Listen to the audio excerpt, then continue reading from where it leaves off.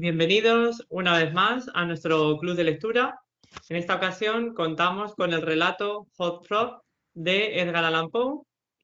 Ya conoceréis al autor porque ya lo hemos tenido en alguna ocasión en otra lectura.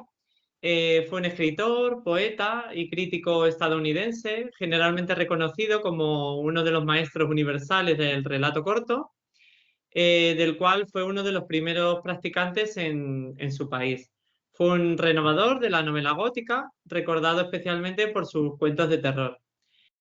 Ha sido considerado como el inventor del relato detectivesco, contribuyó asimismo también con obras derivadas de este género emergente como de la ciencia ficción. Por otra parte, fue el primer escritor estadounidense que intentó hacer de la escritura su modus vivendi, lo que tuvo para él pues distintas consecuencias. Y bueno, pues le doy paso a mi compañera Victoria. Hola, buenas tardes y bienvenidos a todos un domingo más. Aparte de lo que ha dicho Rubén, a mí me gustaría destacar que Edgar Allan Poe, su principal tendencia era la de ser poeta. Sin embargo, a la hora de vivir de ello, de vivir de la escritura, como ha dicho Rubén, él escribía relatos que vendía en algunos periódicos y de esa forma pues intentaba sobrevivir, pero él principalmente se manifestaba como un poeta. Y dicho esto, bueno, pues vamos a dar comienzo a comentar y a compartir impresiones sobre Hot Frog y, y bueno, vamos a ver qué ideas sacamos entre todos, porque toca muchos temas, muchos. Así que bueno, si alguien quiere empezar, romper el hielo, plantear alguna idea, es su momento. Y levantar la mano, por favor.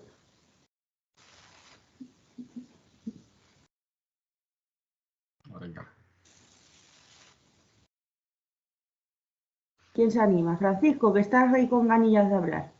No, es que me voy muy agobiado, muy apurado y bueno, realmente os pongo que he leído el relato prácticamente hace, vamos, lo he tenido, es que iba un poco pillado. Entonces, bueno, realmente yo lo veo como, bueno, sería para mí, aparte, me ha gustado mucho la redacción. Yo no sé si es la redacción de Poe o la he visto que está traducido por Cortázar, creo, ¿no? Realmente, entonces yo lo veo una maravilla. La forma de escribir de esta gente y demás es que yo me quedo loco, porque me gusta mucho. Yo realmente con la naturalidad que va describiendo todo y cómo, para mí la forma esta, ya el fondo lo podremos analizar después, pero esta forma solamente ya te encanta. A mí, por lo menos personalmente, me ha dejado muy impactado de lo fácil que lo hace y cómo la naturalidad que va deslizando todas las ideas. Y realmente para mí es una maravilla, ¿no? Eso es la primera que tengo. La otra sería, bueno, hasta cierto punto, la típica venganza del bufón, de la gente que todos se ríen, ¿no? Estamos hablando ahora ya del bullying y de todas estas películas de ahora y bueno, yo creo que volvemos por ahí, ¿no? Entonces, bueno, ahí está el tema, ¿no? Esas son las ideas, en principio, que la veo hasta normal, ¿no? De que como realmente al final este hombre pues se venga de esta gente que le está fastidiando, ¿no? Esa sería una lectura para mí muy primaria, bueno, No, pero así. está muy bien, Paco, es lo que tú dices, Muy bien. lo llevan al límite y él reacciona, simplemente a la vez de ser una venganza, es una forma de escape, Sí. porque al final desaparecen. Bueno, pues muchas gracias por tu opinión y me parece muy importante también que hayas hecho referencia a la forma. Así que muy bien. Por ahí tenemos a María Ángeles, Yolanda, Sebastián. Venga, ¿quién de vosotros quiere dar su impronta?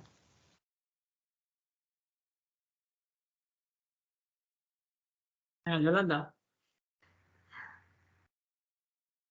Bueno, pues a ver, a mí la verdad es que me ha encantado el relato. Bueno, a mí Pau me gusta muchísimo.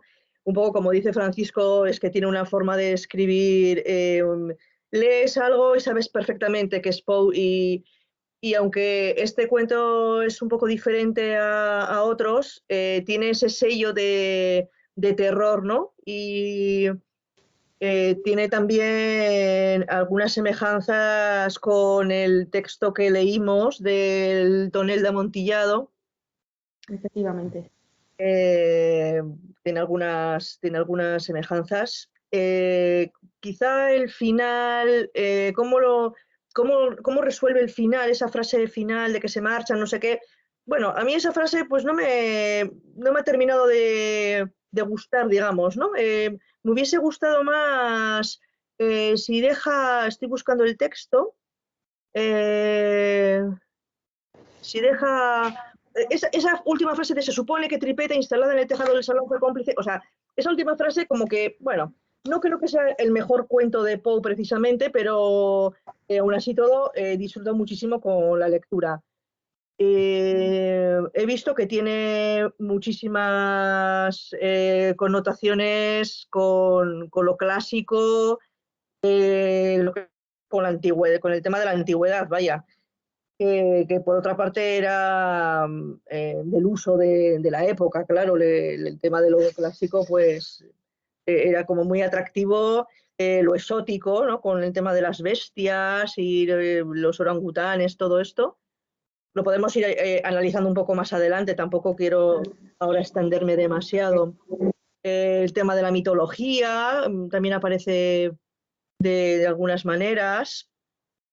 No sé, podemos hacer así como una pequeña introducción y luego podemos seguir hablando porque yo tengo aquí, bueno, me ha gustado tanto que es que lo he destripado y tengo bastantes notas, pero no me quiero extender mucho para dejar también a los demás. Vale, muchas gracias, Yolanda. Sí que es cierto que en este texto, como he dicho yo, que tiene muchos temas, tiene muchos hilos de los que tirar. Y Sí, bueno, está bien que cada uno, porque yo, por ejemplo, en el de la mitología no había reparado, pero sí tengo otro, también aquí he escrito, que es el colonialismo, que yo también le veo, bueno, yo lo veo claramente. A mí es lo que más me llama la atención, esa relación de poder vertical en las que tenemos la metrópoli y luego tenemos pues los pueblos que se tratan como bestias, que se llevan como regalos, porque no olvidemos que Hop Frog es un regalo, igual que Tripleta, son regalos que les hacen a la metrópoli. No lo dice esa palabra, pero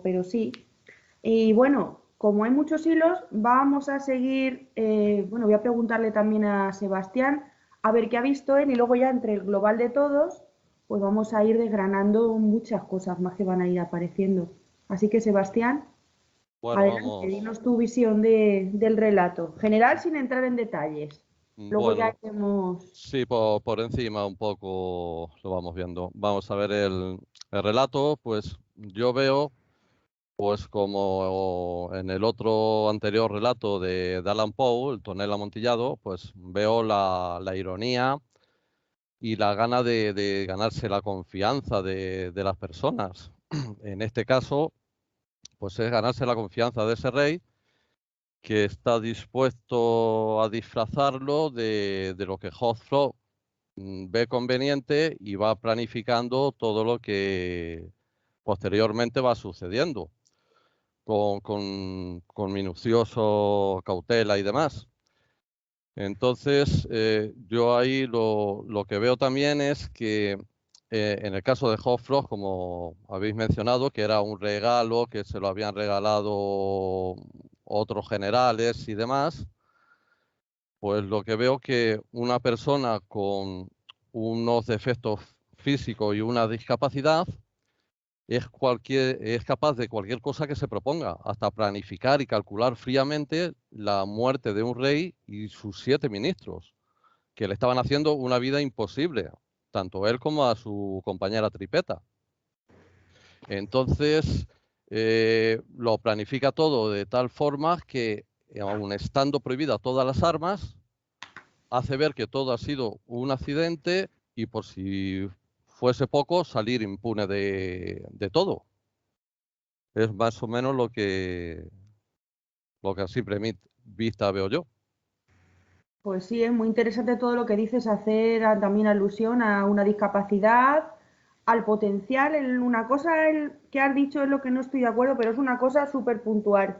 Cuando has dicho fríamente, yo creo que lo hacen caliente, porque él no tiene pensado eso. De hecho, cuando se dispara la mecha que le hace a él ya retorcerse y hacerla reaccionar rápido y querer vengarse, es cuando le arrojan el vino a Tripleta a la cara y empieza a escuchar ese pájaro en la jaula y ese ruido y el rechinar. Ahí también hay mucho, hay como un chas, hay un momento que para mí es una decisión totalmente en caliente, ingeniosa, porque es una obra he apuntado aquí, de ingeniería, lo que hace con las cadenas, con todo. Sí. Pero más que fríamente, por ejemplo, la del tonel de Amontillado sí que era fríamente, porque había preparado todo, pero este no, este lo que tiene es un ingenio y una creatividad. Sí, Eso. más que fríamente no es la palabra adecuada, es pues que lo calcula todo minuciosamente, que no se le escapa ningún detalle y todo Sí, eso. sí, que es un genio Sí, en el momento que ya es, está su chispa y dice, ya, hasta aquí hemos llegado. la La palabra guapa- fríamente no está bien Sí, no, pero bueno, que está bien hacer la utilizada. puntualización, porque si no lo Sí, dices tú, no me das pie a, no me das esta idea para el comentario. sí. Pues no sé si hay preguntas o hay algún comentario. Bueno, Rubén, dinos tú. Bueno, pues yo quería comentar que estoy de acuerdo con lo que habéis dicho. Poe aquí nos detalla un plan pues minuciosamente detallado, o sea, tenemos un detalle absoluto de todo lo que va ocurriendo, tenemos sonidos, tenemos imágenes que se nos pasan por la cabeza al leerlo. Y todo eso, como bien decía Victoria, pues es una obra de ingeniería para acoplar todos esos detalles mínimos a lo que está relatando y al plan que está urdiendo, pues lo hace de una manera magnífica. Se asegura también de esa manera que no haya en este caso ningún tipo de cabo suelto, porque si se deja algo sin tratar, puede ser que la historia se hubiera ido hacia otro punto. Pero bueno, realmente lo maneja eficazmente y bueno, pues va intentando enlazar lo que va ocurriendo primero con lo que vamos a ver después. Y bueno, pues es que es un relato magnífico con esa crítica que tiene detrás, también esa sátira, esa forma de, de criticar a la sociedad de esa época, con los bufones, con las mascaradas, que también podemos hablar más adelante. Y bueno, es que tiene todo una simbología, tenemos bastantes símbolos por analizar dentro del relato, además de la mitología que también está presente. Pues mirad, como el tema de la mitología ya lo habéis dicho por dos partes y pues me parece que o Yolanda o tú podéis empezar a hablar un poco de ese tema que puede ser crucial para... Bueno, sí, bueno, crucial, a ver, está también en los detalles, no sé si luego Yolanda lo completará, hay un detalle especial que nombra varias veces, que son las cariátides, que no sé si las conocéis. Las Sí. cariátides pues son figuras femeninas esculpidas, que funcionan pues ese tipo de columna, con esa forma de mujer, que bueno, que normalmente el entablamento pues descansa sobre la cabeza. Ese es una columna típica que aparece normalmente en las tribunas de la erección, por ejemplo, en el templo de Atenas, en la Acrópolis, por ejemplo, también aparece. Y bueno, pues por ahí viene esa parte de la mitología de las cariátides que aparece, que viene de la ciudad de Carias, en Laconia, y bueno, se celebraba como una festividad donde las muchachas pues danzaban en honor a Artemisa. Yolanda. Sí, bueno, sí, lleva un poquito por ahí. La referencia a la Grecia antigua a la mitología un poco, pues con las cariátides del Electeion, me llama la atención que portan antorchas, Ujú. 60 o 70 cariátides, o sea, el salón era impresionante de grande Inmenso. y entonces a mí una de las cosas que más me ha gustado el relato es esa capacidad que tiene de que podamos visualizar lo que es el entorno, ¿no? Y yo me imaginaba, para que fueran 60 o 70, tenía que ser como si fuese ello mismo un templo, o sea, el mismo salón parecería como un templo, ¿no? Y me llama la atención, porque he estado un poco indagando, el que portaran antorchas es normalmente cuando en los templos donde se rinde, por ejemplo, pues tributo, y las antorchas como si fueran la iluminación de una cámara funeraria. O sea, es lo que yo veía, ¿no? Porque he visto en iglesias, la iglesia de San Pancras, por ejemplo, en Londres, pues para entrar a la cámara funeraria, pues las cariátides que hay portan antorchas. Entonces me hacía pensar que esto parecería también como un templo, ¿no? Sí, efectivamente es eso. Es como un templo donde se rendía culto a un dios en este caso, en la Grecia antigua, y sobre todo, muy bien, Yolanda, es como si se rindiera culto ya a un dios, pues a alguien fallecido. Es como una cámara funeraria Sí, para sí. alguien que ha fallecido. Eso viene también de Egipto. En Egipto también lo vemos, que tenían esas Eso es. antorchas en las pirámides. Pues aquí igual el templo y con esas cariátides ya nos llama la atención y se nos viene esa figura, como decía al principio en mi intervención, esa figura que se nos viene, en esas imágenes que se nos vienen a la mente, pues justamente vemos esto, las cariátides portando esas antorchas y ya nos estamos imaginando que algo va a ocurrir ahí que puede ser que sea, pues como bien decíais, una cámara funeraria como en la antigua Grecia.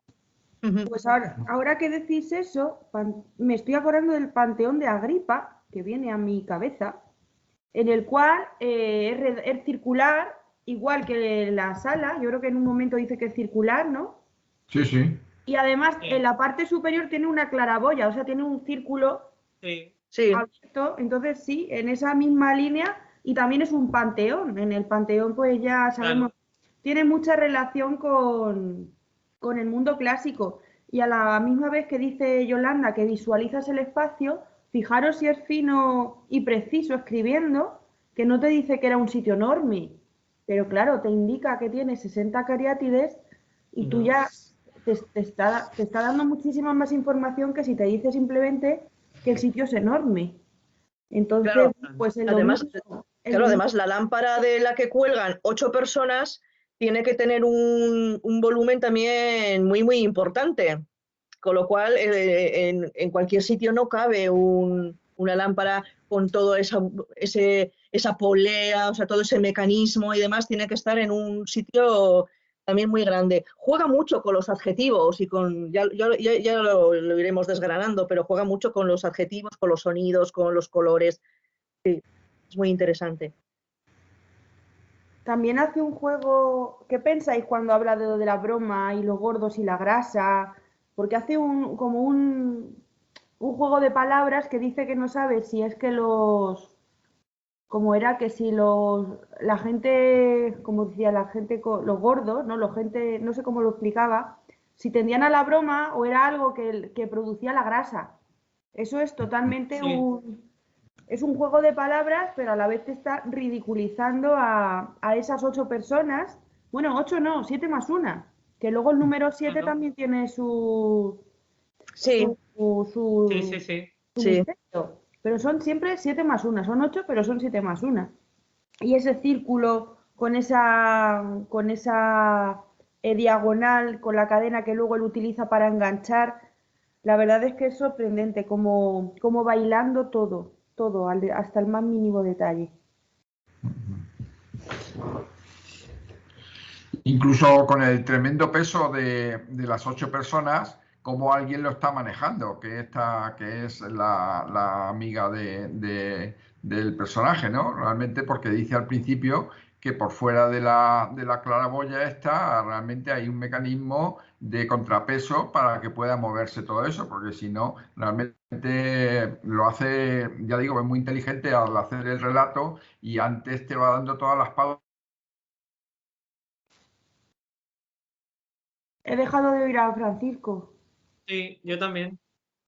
Sí. Francisco, te hemos dejado de escuchar.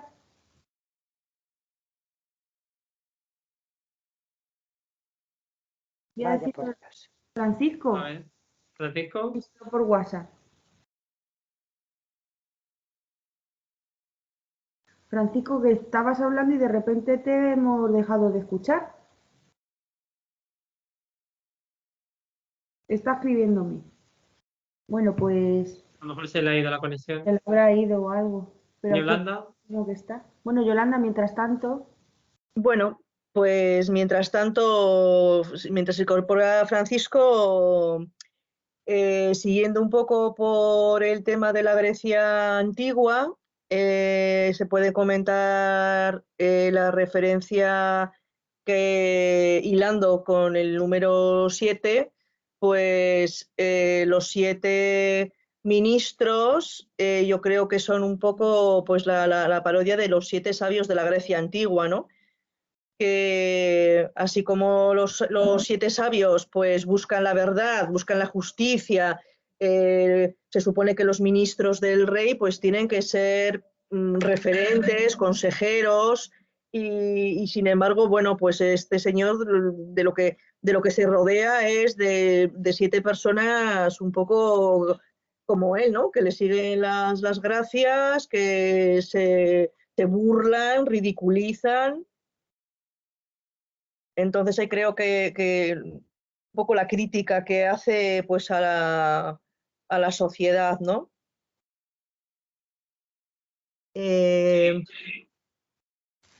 Además, también hace referencia a 2 obras bastante importantes, como el Zadig y el Gargantúa, que el Zadig pues también es un filósofo, es un hombre justo, es un hombre que bueno, que va buscando siempre pues no sé, una explicación a las cosas, es un hombre bondadoso y bueno, pues el Gargantúa es, aunque no era una mala persona, pero bueno, sí que era más de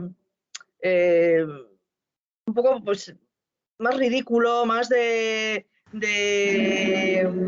caracteres, no sé, pues más carácter escatológico, ¿no? Más, bueno, ambos fueron muy populares en la Francia del siglo XVI, por lo que he estado leyendo. De hecho, yo no sabía que era Gargantúa, que era una obra literaria, este gigante que era una obra literaria, pero yo lo conocía porque en Bilbao pues hay una figura muy grande que, bueno, ahora no sé cómo están las cosas, pero cuando yo era pequeña se ponía en las fiestas el Gargantúa. Entonces, pues yo recuerdo cuando era niña que solamente subí una vez porque me daba cierto miedo subir aquellas escaleras. Recuerdo que en aquel entonces yo juraría que cerraba también la boca, claro, y luego, bueno, pues nada, pues te metes por la boca y claro, pues sales por detrás, ¿no? Pero bueno, daba un poco de repelús. Ya le voy a mandar a Rubén una foto para que veáis un poco el tema. Sí que me llamó la atención, bueno, pues que haga, que de entrada, pues ya compare, que sitúe también lo que es esa corte, ¿no? Cómo era el rey, cómo eran los ministros. Entonces, estamos viendo que son unas personas, pero de lo más, no sé, a mí me parece como muy desagradables, muy, no sé, que no es lo que uno puede imaginar de lo que tiene que ser una corte, ¿no? Que tiene que servir a un pueblo, que atender al pueblo, y luego tiene, pues eso, cómo se ríe de Hopfrog, que además le ponen el nombre, cómo se ríen porque tiene un tesoro, porque tiene un bufón, un enano y cojo, o sea, tiene como un tesoro porque reúne las 3 condiciones. Porque bufón y enano eran cosas diferentes. Con el bufón uno se ríe y con el enano es el elemento del que se ríen, ¿no? Entonces, claro, pues con Hopfrog pues lo tienen todo y la verdad es que lo tratan muy mal, vamos, no sé. Es que me parece tan espeluznante, me parece el trato que le dan como la venganza que tiene él. Pues Yolanda, estoy de acuerdo en todo lo que dices. Además, me gustaría apuntar que el hecho de que le llamen Hot Frog, cuando te ponen un nombre, el tener un nombre tiene mucha importancia, si te lo ponen como si no te lo ponen. Cuando tenemos un hijo, una mascota o cualquier cosa que valoremos y queramos, le ponemos un nombre. Dios cuando creó el universo, cuando creó la tierra y el mundo, en la creación, en el Génesis, iba creando, iba poniendo nombre. Vale, si os acordáis también, por ejemplo, de Frankenstein, quien lo haya leído, al monstruo nunca le ponen nombre. Entonces, el tema del nombre, que te lo pongan, es importante, pero aquí no tenemos un nombre al uso, tenemos un nombre que le ridiculiza, le remarca, le recuerda, le plasma el sello, lo etiqueta en que no es como los demás. Entonces, un poco también me gustaría dar, además, el hot dog quiere decir, pues, rana saltarina, bueno, se podía decir más o menos, pero no es el hecho del significado del nombre, es que eso sea un nombre. Cuando es una, bueno, pues en realidad es una burla, que te nombran constantemente cada vez que te llaman, que vengas o que hagas algo, porque aquí al final son órdenes y desprecios. Le obligan a beber vino, él no quiere, no le gusta, le sienta mal. Y encima le dicen, acuérdate, es cruel, acuérdate de aquellos a quien amas. Y él, claro, pues se entristece, porque precisamente está cautivo. Entonces, bueno, es que tiene mucho, es muy cruel, es un relato muy cruel, igual que con su amiga tripleta. Un tripeta, sí. Lo va a defender y también le atacan a ella. Claro, ahí se une, pues. Ya tenemos aquí a Francisco que se había quedado a medias. Bueno, ya se me ha olvidado. Francisco. No, se me ha ido de la cabeza y os pido disculpas, se lo estaba diciendo por el chat a Vicky, que realmente, bueno, lo siento porque estoy un poquito en precario. Nada, yo quería comentar que realmente no sé cuántos relatos de bufones en las cortes y demás, porque la idea la tenemos, creo, todos los que estamos participando, la idea de lo que era el bufón, lo que era la corte, y para mí el acierto es que puede, precisamente por lo que estamos hablando todos, es que describe muy bien un relato, una estampa clásica de lo que sería el bufón en una corte. El bufón que está maltratado, el bufón del que se ríen, el bufón, realmente, para mí este relato podía ser un ejemplo para un profesor de literatura, decir, bueno, pues aquí es lo que podemos ver el relato del bufón. Yo en la cabeza lo tenía. No recuerdo ningún relato de un bufón ahora mismo, seguro que hay muchos, vosotros los tendréis, pero para mí realmente lo hace a la perfección, porque todo lo que estáis describiendo no es otra cosa que lo que realmente siempre hemos visto, o por lo menos yo he percibido, de cómo era la vida de un bufón en una corte. Alguien del que todos se ríen, del que, bueno, o tiene que tener una capa como un impermeable ahí, de que realmente le rechace para él poder seguir viviendo, seguir alimentándose, etcétera, y sus pensamientos son propios, sabiendo que es bueno, pues es un juguete, bueno, un juguete más, peor aún, ¿no? Entonces, para mí, vuelvo otra vez al principio, para mí el ejercicio de estilo de este relato es una de las cosas para mí que más me gustan, ¿no? Porque está tan bien hecho, como decía Vicky, es una obra de ingeniería, porque cuando las cosas parecen aparentemente sencillas es porque está muy bien engarzado todo. Entonces aquí nosotros siempre hemos tenido la idea esta de este bufón, de cómo es una corte, y realmente yo creo que aquí el autor lo describe perfectamente. Esa es la idea que yo tengo. Pues muchas gracias, Francisco. Bueno, vamos a ver. Venga, añade algo más. Sebastián. Vamos por aquí. El principio del relato, vamos a ver, lo que vemos también es que no sabemos a qué reino pertenece el rey. Dice el rey, toda su corte, el salón, como vemos, es descomunal de grande y demás. Describe algunas cosas, pero lo que es el reino, pues no tenemos mucha información de ello. el tiempo de narración, yo creo que el narrador es algún texto un poco en primera persona, pero omnisciente, me parece a mí, que sabe todo lo que va a pasar y lo está plasmando ahí. Y luego, pues, las bromas profesionales que van gastando este tipo de rey y todo esto, pues son bromas vulgares que no son, parece, típicas de gente con un alto standing, ¿no? Entonces, también el relato no nos dice de dónde procede Hofstra y Tripeta, que podría ser de una región, pues, bárbara o cualquier este tipo, que era pues lo que normalmente podían hacer los regalos y cosas de este tipo.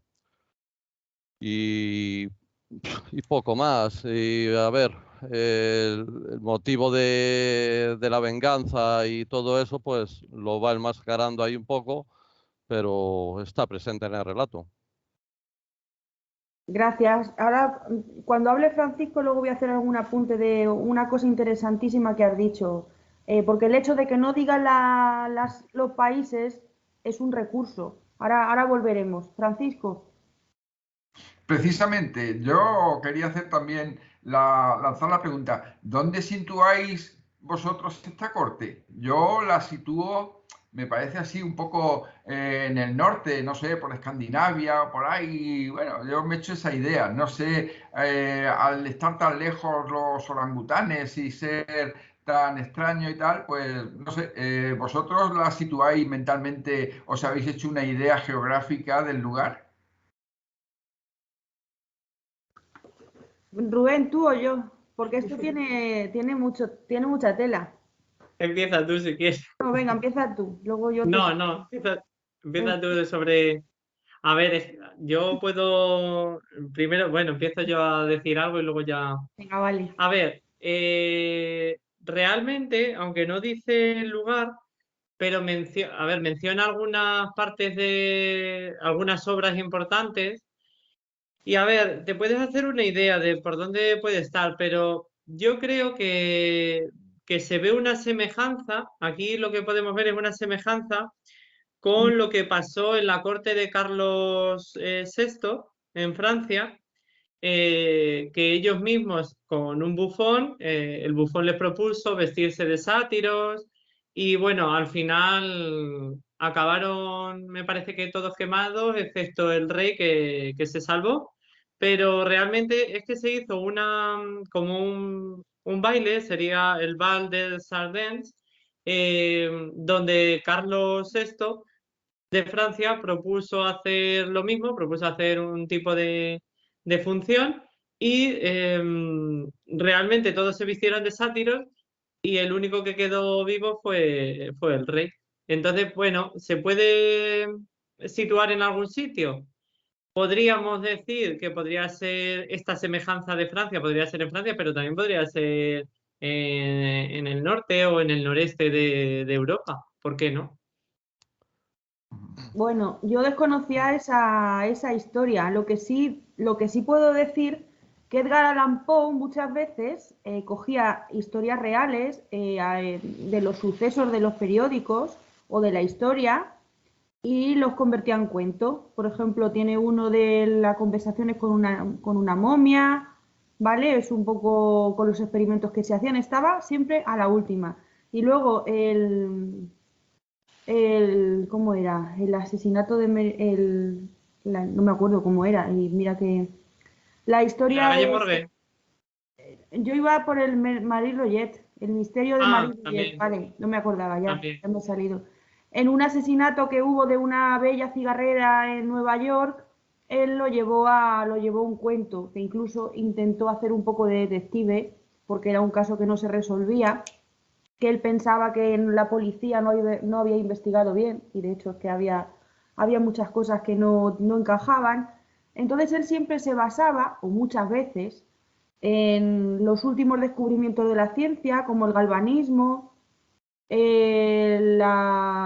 el mesmerismo, que también estaba de moda, un poco estaba la última, tanto en noticias científicas como en la noticia de la prensa, ya podemos decir. Entonces, bueno, pues puede ser que tuviera relación con eso. Ahora, un recurso literario que se utiliza mucho para que cada uno haga su propia interpretación es no decir el lugar. Entonces, yo personalmente pienso pero en mi opinión simplemente, tiene que ser de algún país colonialista. Bueno, sí, sí, entonces la metrópoli puede ser pues tanto España como Inglaterra, que ejercían pruebas de poder. De hecho, por ejemplo, cuando Colón llegó a América, para demostrar que había estado allí, pues trajo frutos y trajo objetos y cosas que aquí no había, y trajo indios como muestra de que habían llegado a un lugar diferente. Entonces, podría ser cualquier lugar del mundo. Entonces, también muchas veces, para no ser criticados los escritores, pues no ponían un lugar concreto para que no pudieran ser atacados. Por ejemplo, los viajes de Gulliver tampoco dicen dónde era cada sitio, pero bueno, cada uno se puede imaginar dónde puede ocurrir. Entonces, criticas a la sociedad, pero te lo llevas fuera de tu país y claro, tú no estás diciendo dónde ha sucedido. Cada uno que piense lo que quiera. Entonces, es un recurso que se utiliza. Puede ser cualquier sitio. Como dice también Victoria, estaba muy informado de todo a través de los periódicos, de las noticias. Y sí que es verdad que hay constancia de que en 1847, lo que yo os contaba antes sobre el rey Carlos VI de Francia, pues sí que es verdad que hay constancia de que tienen un periódico en el que se menciona lo que ocurrió en la corte de Carlos VI en 1847 y pudo tomarlo de ahí. Pero es que no solamente tiene esa influencia, también tiene una influencia anterior de 1830 en la corte del zar Pablo de Rusia, por ejemplo, que también se narra pues la venganza de un bufón que se quería, vamos, que quería ir contra su amo. Entonces, pues puede ser de varios sitios. Puede ser Francia, puede ser España, puede ser Inglaterra o puede ser más al este con Rusia. No lo sabemos, pero es verdad que, como dice Victoria, pues es un recurso para que cada uno lo lleve a lo que conoce, a sus conocimientos sobre literatura, sobre geografía, etcétera, y lo puede asociar a un sitio concreto. Nosotros, pues podemos asociarlo a esos países colonialistas, pero no se sabe exactamente. Sí, es que No sé si tiene alguien más o alguna otra impresión sí, sobre otro vamos a ver. país. Es que yo creo que no ha dejado fijo el país que es, porque el relato en sí lo pueden encajar en tres momentos. Porque uno podría decirse que es hasta autobiográfico este relato. Porque Hofstra sería Poe, que es secuestrado de su casa y presentado como era hijo adoptivo a su padre. No se le da un nombre en bautismo y luego, pues a la hora de es susceptible al vino y le da rabia a los que le instaban a beber. Luego, otra opción de la que había es la que has dicho antes, Rubén, la de Carlos VI de Francia, todo igual, que se vistieron de hombres salvajes, de igual tipo de trajes inflamables, y solamente se salvó Carlos y otra persona más. Y luego también hay otra opción que es como una venganza literaria que tiene contra la escritora Elizabeth Elliot. Pues dando que como Elliot, si fuera rey, y luego otros 7 críticos que lanzan críticas hacia él, que críticos literarios, como una venganza también hacia ellos, o lo que haría con ellos. No sé si habéis visto algo de eso. Yo no me atrevo a decir nada a ese respecto porque autobiográfico, pues no sé, no hay que confundir al narrador con la voz, o sea, con el autor. En cuanto a lo que has dicho, por ejemplo, primero de lo del padre adoptivo, Poe se quedó sin padre y sin madre, entonces en realidad no fue una prisión, fue un rescate. Otra cosa es que no se llevaran luego bien con su padrastro, porque Sí. Poe era pues eso, un culillo en mal asiento, como diríamos. De hecho, para entrar, el padre se dedicaba al negocio del tabaco, pero Poe iba por libre. Él no quería hacer lo que le venía de familia. De hecho, mintió y se metió en la academia de West Point, mintió su edad y tampoco lo echaron de allí. O sea, fue luego, pues, entonces que no se llevara bien con su padre, yo no lo veo como una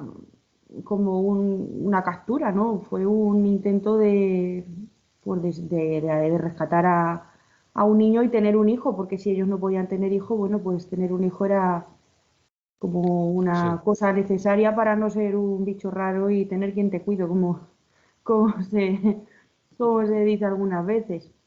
Y luego con el número 8 ese, pues claro, era pues lo asociaban también a eso, como una venganza literaria contra esta escritora y otros 7 personas más. No lo sé, él tenía un enemigo acérrimo, Gryffindor, no, Gryffindor, no sé cómo, no me acuerdo, que fue finalmente el que se quedó con sus derechos de autor, pero y escribió en el periódico, cuando murió Poe, puso ahí como una columna poniéndolo todavía verde. Y bueno, tenía un enemigo más acérrimo, pero bueno, tendría más, me imagino, porque precisamente no era una de esas personas que iba haciendo amigos. Ahora ya, si eran 7 o eran 8, o eso yo ya ahí Sí, no lo sé. Y el, a e- la autora tampoco la conocía a la que tú el, has dicho. el enemigo ese que has mencionado luego se quedó con los derechos de Sí, autor, como sí, dices. Griswold. Sí, Griswold pues se convirtió como, a ver, el albacea literario efectivo de todas las obras de Poe y se quedó con los derechos de todas sus publicaciones. Sí. Pero vamos, Yolanda, que sean 7 o 8 más, pues no tengo ni idea. mira, Yolanda ha levantado la mano. Yolanda, Sí, porque sí, yo también había leído que este relato podía ser autobiográfico por estas razones que está contando Sebastián, porque esta escritora pretende a Poe. Poe es un hombre casado, no quiere nada con esta mujer y entonces ella en despecho pues le escribe una serie de cartas bueno, pues que, claro, le incomodan mucho a la esposa de él, lógicamente, y a él mismo.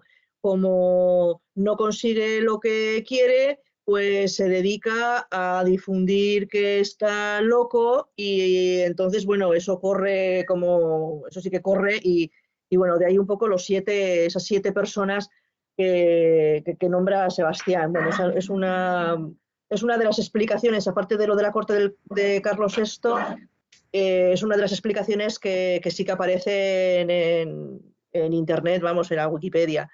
A mí sí que me parece que la corte de Carlos VI es el hecho que le motiva a este hombre a escribir este relato. A ver, porque ocurre tal cual, prácticamente. Es también un acto de venganza, porque el rey Carlos VI no se incendia por accidente, sino que alguien se acerca mucho, él también va con un traje, no sé si es de hebrea con lino, como los orangutanes, y eso prende, claro, y le consigue salvar, no me acuerdo a quién, una mujer, le consigue salvar de morir quemado, y en ese accidente muere mucha gente, sí, así es. luego hay otra cosa también peculiar en este relato que Poe ya utiliza también en otros. Entonces, yo creo que le pasa como a las películas de terror. La música pues te va anunciando ya los pasos o los significados. Entonces Poe lo que hace es donde dice el rechinar de los dientes, que de primera que dicen que si ha sido el loro en los barrotes de la jaula, Luego el rey dice que ha venido del bufón, o sea que ya lo tenía eso también un poco afinado. Y entonces el rechinar de los dientes es típico de los relatos de Poe en Valdemar, me parece, y Berenice. ¿El qué? ¿Lo puedes repetir al final? No te he Sí, escuchado. Valdemar en los relatos de Poe, Valdemar y, Parece, y ¿lo qué? Berenice, Pero los donde, dientes o el rechinar, no sé lo que has dicho. sí, el rechinar de los Rechinar. dientes, cuando Vale, anuncia ya la muerte de alguien. vale, gracias. Sí, los estímulos auditivos son grandes. Y también los auditivos, bueno, sí, los estímulos auditivos. Tenemos tanto el ruido de las cadenas como ese rechinar. En un momento también creo que silba alguien como una señal. Entonces, pues están ahí muy presentes, que eso suele ser siempre en Poe, te hace que te impliques, que entres más en Claro, la historia. en la historia. Es que en una primera vez parece que da la impresión como que pasan desapercibidos, no le hace mucho caso el rey, como que no sabe por dónde va, y luego dice, si el ruido lo está haciendo, que está resignando los dientes el bufón, Hofstra, en este Ah, caso. así se ve, pues ese simbolismo, sí, el simbolismo de los dientes, pero como dice Victoria, en Poe es típico esas partes auditivas, esos efectos auditivos, es muy típico, ya lo analizamos también en otros relatos, cómo van surgiendo esos sonidos que lo que hacen es atraparte dentro de la historia. Estamos viendo ese chirrido que ya nos estamos imaginando que es el comienzo de algo. Luego las cadenas, que también están en otro de los relatos de Poe. Y luego al final vuelve otra vez al chirrido de los dientes, el rechinar de los dientes, para indicar el final de ese suceso que estaba describiendo. En este caso es como un inicio y un final, está marcando esa historia cíclica. Yolanda. Sí, pues siguiendo un poquito en este mismo tema de los sonidos, pues los distintos tipos de risas, ¿no? Hay carcajadas, risas También, estentóreas, luego pues aparece también voz penetrante, el estrépito, alaridos, aparte del chasquido y el rechinar que ya se ha dicho varias veces. El tema de las campanadas, que también es un recurso en Poe, por ejemplo, pues cómo detiene el tiempo en La Máscara de la Muerte Roja, por ejemplo, ¿no? Y aquí también las sí. campanadas también son significativas. Y además de los sonidos, creo que el tema de los colores, ¿no?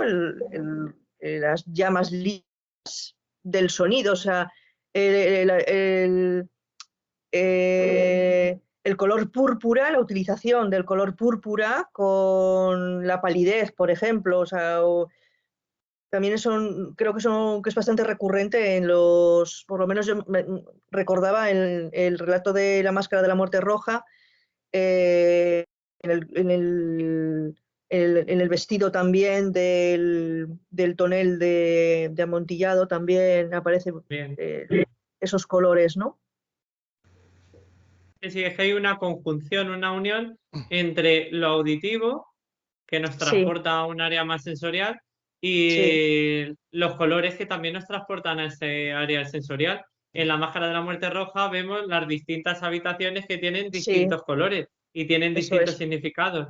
Pues aquí sí. igual el púrpura, que creo que dice que es cuando se empieza a reír el rey, se pone púrpura, pues te Ujú, está dando ahí, te está dando ahí a entender pues cómo se está quedando o cómo va a ser luego su final, porque la palidez también se puede asociar a la muerte.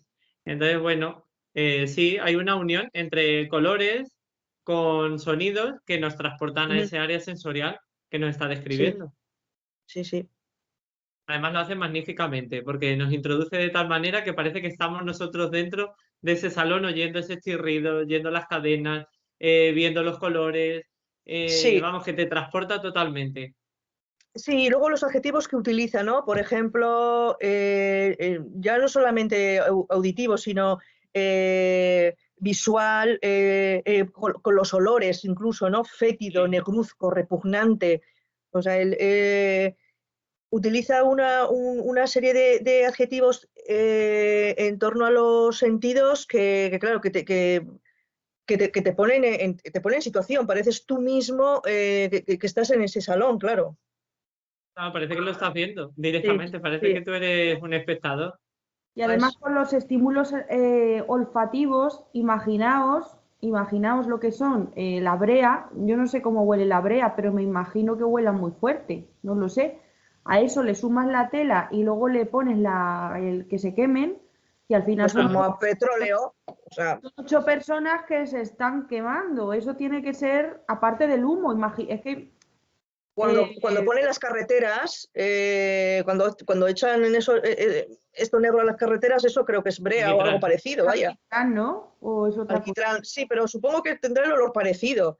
Lo que tiene que ser es un olor fuerte y el olor fuerte Un intenso, sí.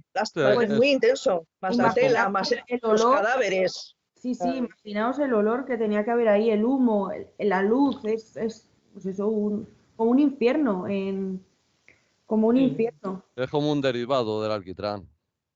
Vale. Vamos, yo creo que es las antiguas traviesas de la Renfe, que soporta los carriles, iban pintadas con eso. Sí.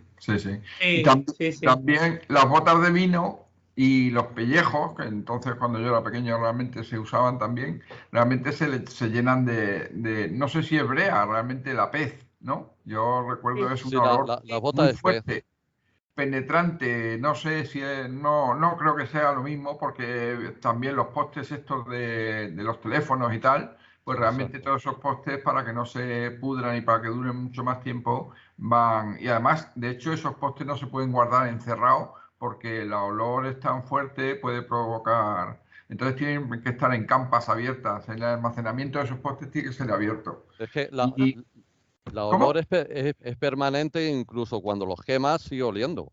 Sí. Sí. Yo volviendo a lo que estabais diciendo, realmente es una historia perfecta para cualquier que quiera hacer una película o algo, ¿verdad? Porque yo pensaba de que, digo, es que lo tiene todo a mano, es que puede hacer la película perfectamente, porque que está tan bien descrito todo que realmente cualquiera nos hemos imaginado perfectamente el escenario, ¿no? Pues sí, Francisco. Yolanda. Respondiéndole a Francisco, hay películas con este tema, ¿eh? Hay películas de Hot Frog, sí. Y es algo que tenía aquí anotado, que este relato ha sido influencia posterior, tanto para músicos como para pintores y cineastas. El cantante David Bowie tiene una canción que se titula Hot Frog. Y luego, bueno, también estuve viendo que el pintor Ensor tiene una pintura precisamente de esta escena espeluznante de los ministros y el rey ardiendo y Hot Frog colgando de la lámpara y demás. Es una pintura también bastante potente, porque tiene también un color pues muy vivo, y la verdad es que es una pintura que llama mucho la atención. Y hay películas, sí, hay películas también. Rubén, busca, tú que puedes compartir pantalla, busca el cuadro que dice Yolanda, por favor. Y así lo vemos todos. Gracias, Yolanda, por la aportación, que no lo sabía. Te lo busco porque te lo mando que lo tengo. Ah, vale, si lo tienes. Sí. Vale, como lo tengo aquí puesto, pues... Es que claro, luego está genial ver cómo Sí. la literatura lo impregna todo, al final. Sí, es que explicación de arte, de cultura, de historia. Tiene una gran influencia en todo. Universales, porque al final la venganza. Y luego hay otro tema que no ha salido, bueno, ha salido pero de paso, el tema del carnaval, las mascaradas, el me escondo detrás de otra identidad. Y de hecho, por ejemplo, en este es muy gracioso porque también aquí un poco de ironía. Hop Frog es el bufón y consigue que los demás se disfracen de una cosa totalmente absurda. Sí. Entonces, pues ya los que dejan de ser ellos son ellos, son esas 7 más 1 que pasan a ser los bufones. Los engañan y pasan a ser los bufones.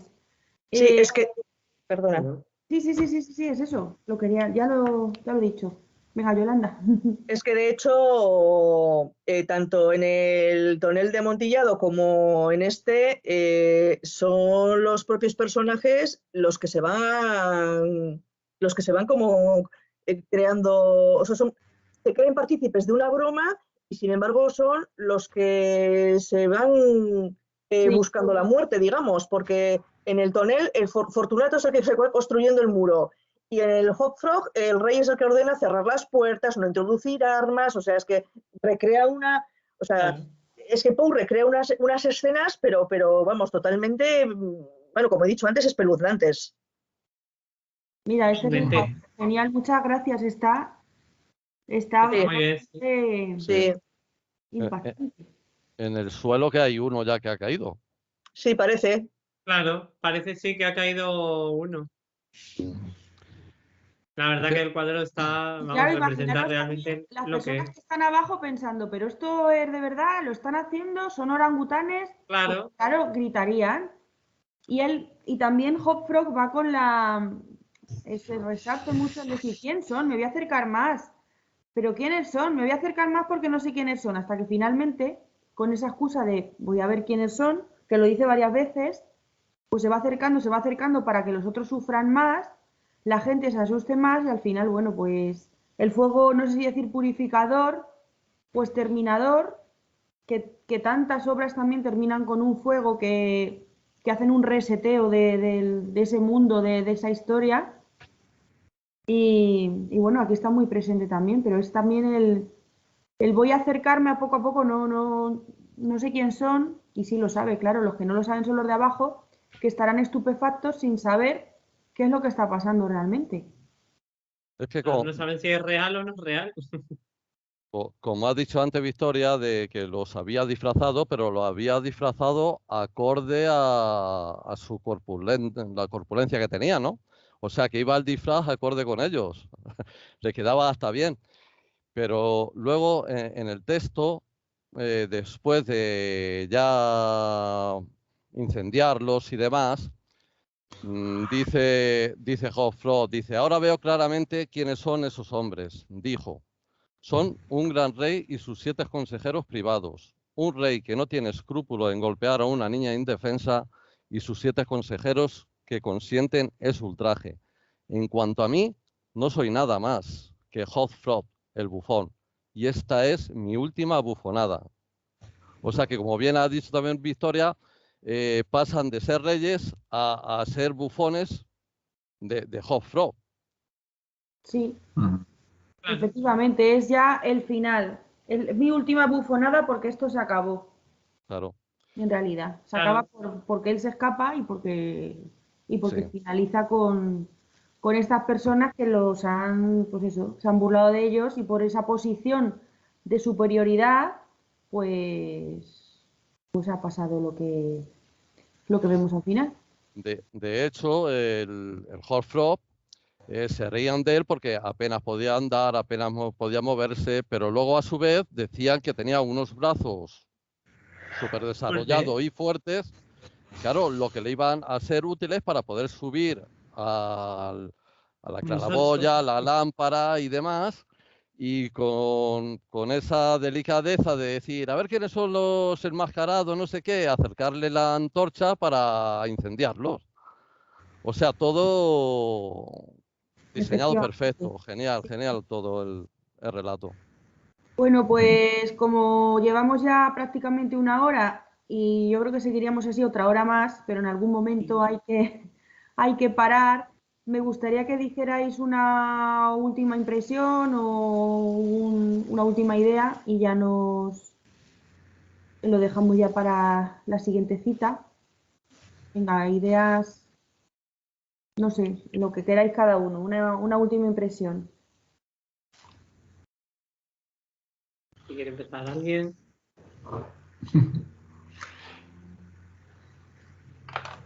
Mira, por ejemplo, para poner a alguien en aprietos, que hoy no lo he hecho todavía.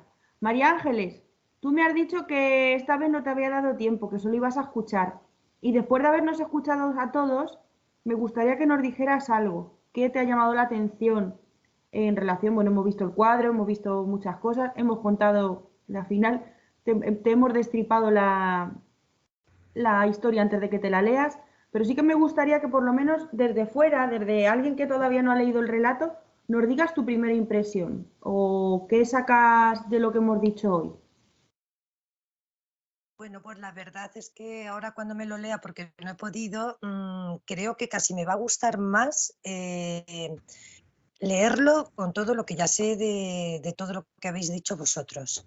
Entonces, porque, en fin, ya vas con la idea de todo lo que os he escuchado y la verdad es que es impresionante. Es impresionante, creo que lo voy a valorar mucho más una vez que lo lea.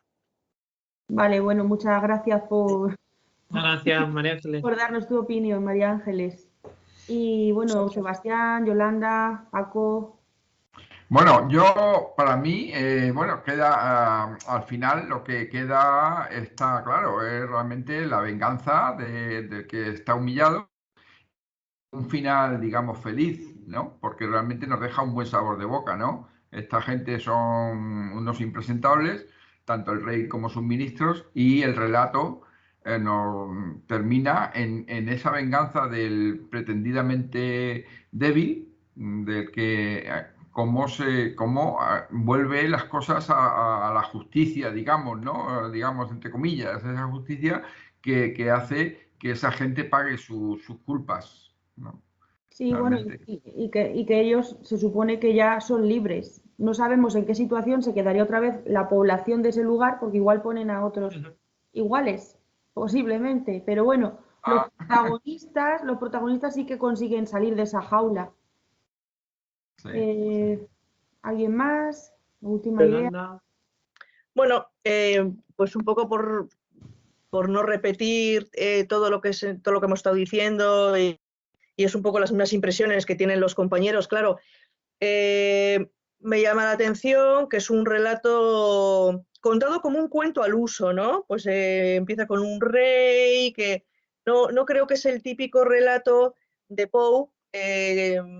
Este creo que empieza como un cuento tradicional y luego, pues bueno, te va metiendo un poco en el tema. En un espacio tan pequeño, ¿no? Toda la acción que concentra, esa obra de ingeniería que tú hablabas al principio, Sí, sí. lo bien documentado que está, las referencias que hace a la literatura anterior, esas publicaciones ya de 1700 y pico, ¿no? Con el Tzadí, con el Gargantúa, cómo hace esa referencia al mundo clásico, a la antigua Grecia. Es un relato que tiene eso, mucho de lo que hablar y el tema principal, bueno, pues el ridiculizar a una persona. A mí me recordaba a la parada de los monstruos, tanto la bailarina, que también es enana, como el otro protagonista, me recordaban mucho, ¿no? a esos circos ambulantes, bueno, pues que salían para, bueno, pues para que la gente disfrutara Sí, y viendo que la... hasta hace muy poco que se han mantenido, ¿no? Vale, pues muy bien. Muchas gracias, Yolanda, por dar esta última idea. No sé quién queda sin dar su última puntadita. Pues el Bien. final del Sebastián. relato prácticamente pues lo dice todo, que llevan a cabo su venganza, tanto Hot Frog como Tripeta, y a partir de que consuman su venganza, supuestamente se quedan libres y volverían a sus países o respectivos países, que fueran cada uno. Hombre, yo imagino quiero pensar que se fueron juntos. Ah, no puede ser. Bueno, que no sé si alguien Y ha levantado la mano, ha apostado sin querer, pero es Sí, que... que una cosita quería decir que le he mandado a Rubén la película en la que aparece el tema de Hot Frog, que es La Máscara de la Muerte Roja. Aparece también ahí en esa película este relato, por si le interesa alguno, que bueno, especialmente Francisco había preguntado. Es una película de Corman y bueno, pues por si tienes interés, pues puedes indagar. Gracias. Y te No manda sé si por se WhatsApp, por si quieres poner la carátula, te manda por WhatsApp. Sí, pues lo pongo. A ver Eh, si... Bueno, ya estamos todos, ya hemos dicho la última parte cada uno. Bueno, yo Venga. quería quedarme con esa idea de la mascarada, que aunque lo hemos mencionado así sucintamente, pero bueno, la mascarada ya sabéis que era como una forma de entretenimiento que surgió primero en Italia, se había desarrollado primero en Italia, pero sobre todo floreció en Europa entre el siglo XVI al XVIII más o menos. Y bueno, pues aquí lo que nos está representando es esa escenografía de todos están con una máscara y nada es lo que parece. Nada es lo que parece con el bufón y con los 7 ministros y el rey, y al final todo termina al contrario de lo que podría ser. Y bueno, pues eso, quería quedarme con la idea de nada es lo que parece, porque la mascarada nadie sabemos quién hay detrás y no sabemos qué es lo que va a suceder hasta que termina todo. Bueno, Sí. Y voy a pues poneros vale. la imagen. Yolanda, ¿has Sí. levantado la mano otra vez o es que no la has bajado antes? No, perdón, se me olvidó bajarla, perdón. Vale, no pasa nada. Sí. Bueno, pues yo creo que como hemos dicho tantas cosas, yo no voy a decir nada. Iba a mencionar a Caliban de Tempest, de Shakespeare, de William Bien. Shakespeare, que también es bueno, él no lo han cogido de ningún sitio, simplemente es el indígena, el salvaje, como lo llaman también, el salvaje que vive ahí y que bueno, luego vienen la colonia y viene, claro, a hacerle bien, porque claro, como son salvajes, los tienen que culturizar y que, bueno, al final no deja de ser una forma de opresión. Entonces yo veo mucho paralelismo entre Caliban como con Hot Frog, porque al final tú eres inferior, eres un ser casi un animal, y bueno, yo como soy la colonia vengo aquí a hacerte a ayudarte a que seas civilizado. En realidad lo utilizaban pues también como mulo de carga porque era el que cogía la leña y era como un animal. El trato era así. Y luego de vez en cuando Caliban también se revela, pero solo de palabra, nunca, que yo recuerde, nunca hace ninguna cosa, no lleva a cabo nada, pero sí que en sus diálogos se ve la queja constante de esa opresión. Entonces, bueno, al final sí he dicho, iba a decir que no digo nada, pero sí. Bueno, aquí tenemos ya la imagen de la película, The Mask of the Red Death. Y, y bueno, ya si queréis, anunciamos también la próxima lectura, que la va a decir Rubén. Bueno, pues nuestra vigésima segunda lectura es Feminista, es un relato que se titula Feminista, de Emilia Pardo Bazán. Ya la conocéis porque es nuestro talismán aquí en el Club de Lectura. Emilia Pardo Bazán pues, fue una novelista, periodista, ensayista, crítica literaria, poeta, etcétera, introductora del naturalismo en España y precursora de los derechos de las mujeres, de las ideas de los derechos de las mujeres y del feminismo. Y en este caso, pues vamos a tratar con el relato de Feminista. Ya nos conectaremos con vosotros, creo que el 6 de marzo, ¿verdad? No me acuerdo, Rubén. Bueno, luego lo confirmaremos. Sí. Pues muchas gracias a todos. Nos vemos pronto. Dormid bien esta noche y no penséis mucho en Hot Frog. Por cierto, perdón, hay Dime. una película muda que se me había olvidado, una película muda de 1910, también con The Hot Frog. Ah, sí, pues la voy a buscar, porque me gusta Busca, mucho el cine. busca. Gracias, Yolanda. Mira, cerquita para el final, un broche de oro.